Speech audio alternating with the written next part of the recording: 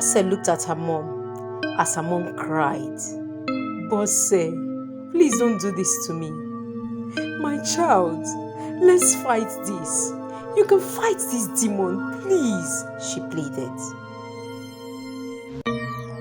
Bose's spirit husband. Bose was a beautiful young woman whose intelligence, poise, and success in her career is envied by many.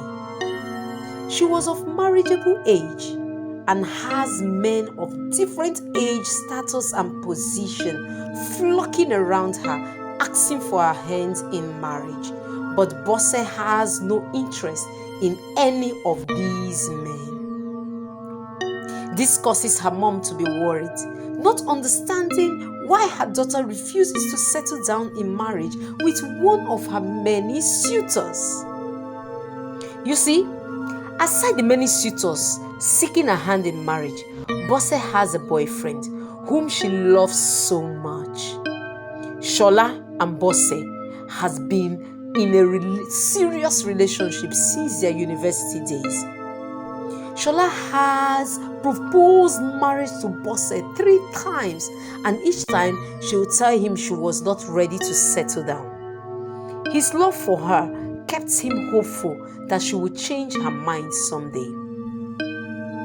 Bose's mom had once invited the couple, Bose and Shola, home for the weekend. She had a long talk with Shola, scolding him for not being a man and walking her daughter down the aisle. He had confessed to her that he had proposed marriage to Bose 3 times already and had been refused without any reasonable explanation. Bose loved Shola so much and does not want to lose him. However, something seemed to hold her back from accepting his proposal. Her mind, her being, wants to be with Shola, but a part of her just would not yield to her desire. One day, Shola had taken Bose out on a dinner date. It was in a fancy restaurant. After dinner, they were served the most expensive wine in the restaurant. Bose felt like a queen. Shola knew how to treat her right. She smiled, blushed, and giggled like a little girl. Her heart was full of joy, mixed with a fear she could not shake off. Shola took a sip of wine, looked Bose straight in the eye and said, "I love you, Bose, and you know it. You mean the world to me. My life will practically be meaningless without you in it." As he spoke, Bose's heart raised. God, hope he's not going to propose again, she thought. Without thinking, she cut him off. Baby, please don't propose again. You know my stand. I am not ready for such commitment. We can just, continue the way we are. I love you, you love me, that's fine. No marriage, please. At least not now, she blurted out. Shola stared at her, his countenance calm. He took a deep breath, his gaze not leaving hers. Bose, my love, I was not going to propose. I can't stand being rejected for the 4th time. The 4th time, Bose.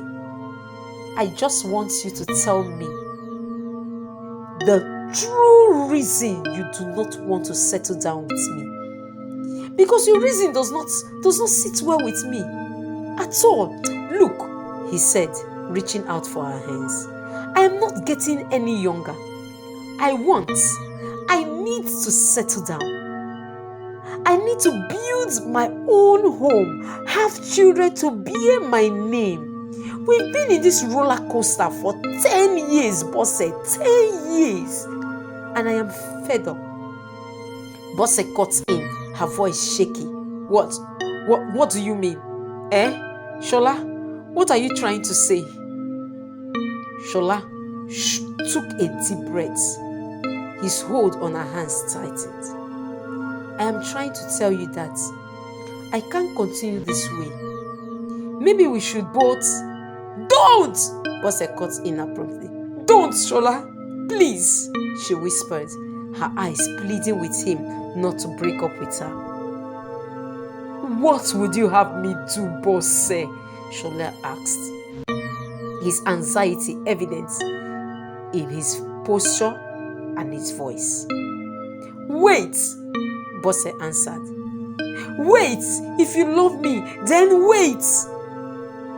Wait? Shola asked, withdrawing his hands from hers.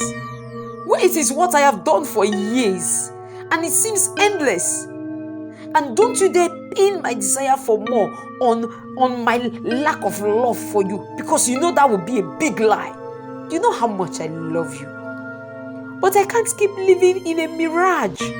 Let's face reality. You do not want to get married for reasons best known to you. I don't know what is wrong with me, Bose cried. I want to be your wife, yet I have this feeling I'll be losing something beautiful if I get married. I can't explain this feeling, and it's so strong, and I don't want to lose you. I love you too much, Shola. I don't want to lose you yet. I can't lose that. There's something beautiful. I feel I'll be losing.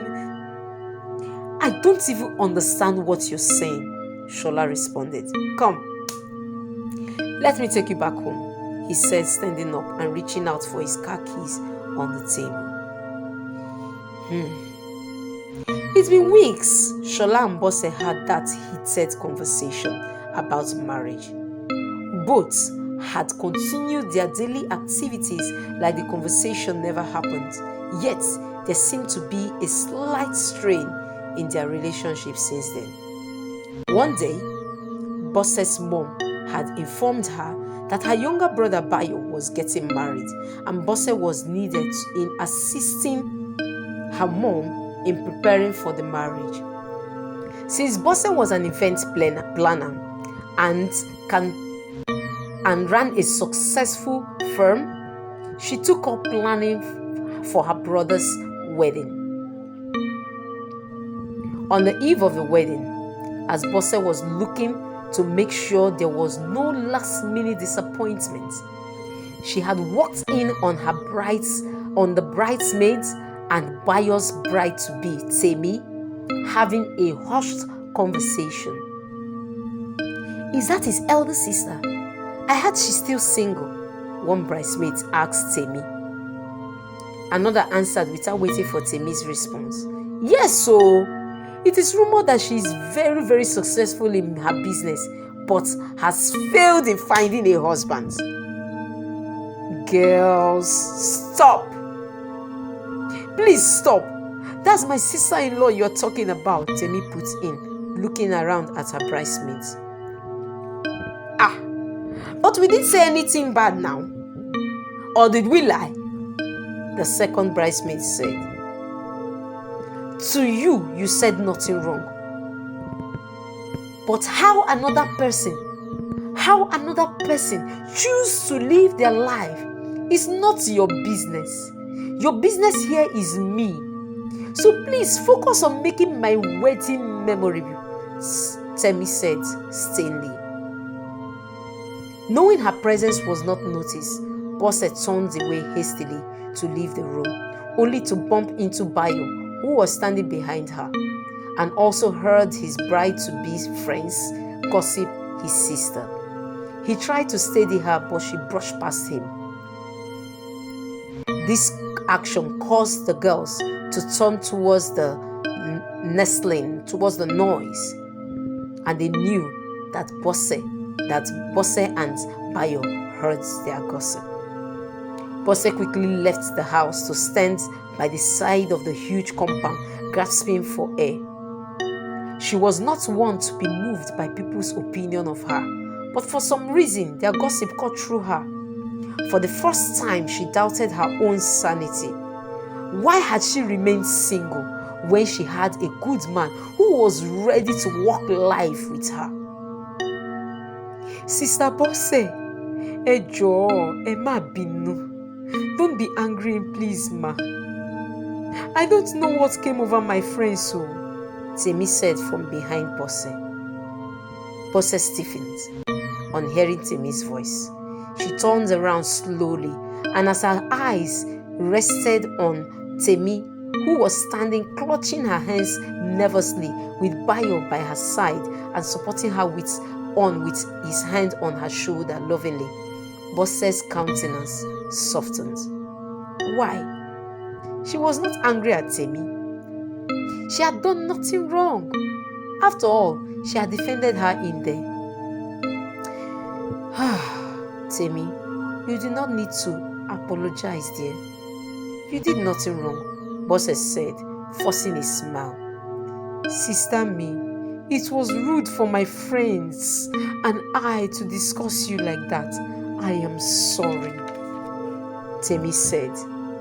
It's fine to not rumple your face, so we don't want to see any lines on your face tomorrow, Bose responded with a sincere laugh as she hugged Temi, who thanked her and walked away, leaving Bayo and Bose alone looking at themselves. What? Bose asked with a playful smile. Judging by the look on her brother's face, she knew him too much to know he was fighting whether to spill his thoughts or not. Sis me, Bayo started. What is bothering you? You can tell me. Is it Shola?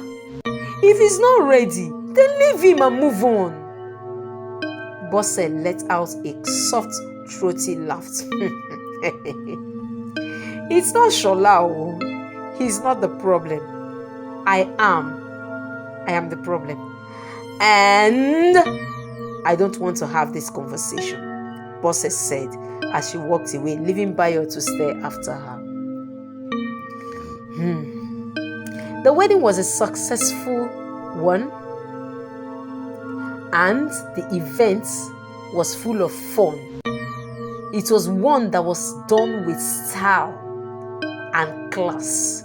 It was so grand that everyone was wowed by the organization and preparation. Everyone wanted Bose to also plan their events. Shola could not make it to the wedding. He had sent his support through phone calls and delivery personnel. His excuse was that he was very busy with work. Bose's mom would not buy this excuse. She knew something was wrong. Why did Shola miss Bayo's wedding, Bose? She asked. Has he left you because he's tired of waiting? Mommy, please stop. Please, Shola and I are fine. Bose tried to convince her mom. Then why was he absent for your brother's wedding? Her mom asked. Because, Mommy, he is busy with work.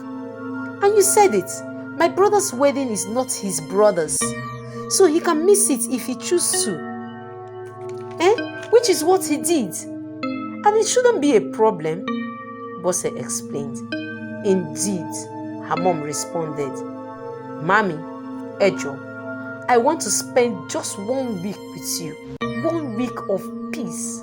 But if my single self is a bother, I can go elsewhere to enjoy the remaining days of my work leave, Bose said, exhausted. Bose, her mom said softly. Oh, mommy, I am just looking out for you. I love you and I want you to be happy. You do not need to go anywhere. Sheobo, you don't need to go anywhere. Do you hear me? Her mom asked. Motiboma, Eshema, thank you, Bose responded.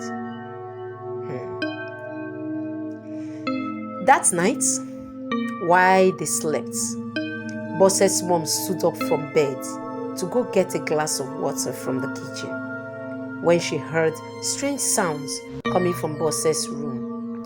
Her eyes widened as she recognized the sounds she was hearing. Angered and feeling insulted, Bose's mom said out loud, What rubbish! What audacity! In my house? Under my roof? Hey! Irú nǹkan játijàti wo ni Bọ́sẹ̀ àti Ṣọlá ń ṣe nínú ilé mi? Ah! Nígbà wo ni Ṣọlá dé? When did Ṣọlá come in? When did he come into this house? She pushed open Bose's room door and froze in shock. As she turned on the lights in the room,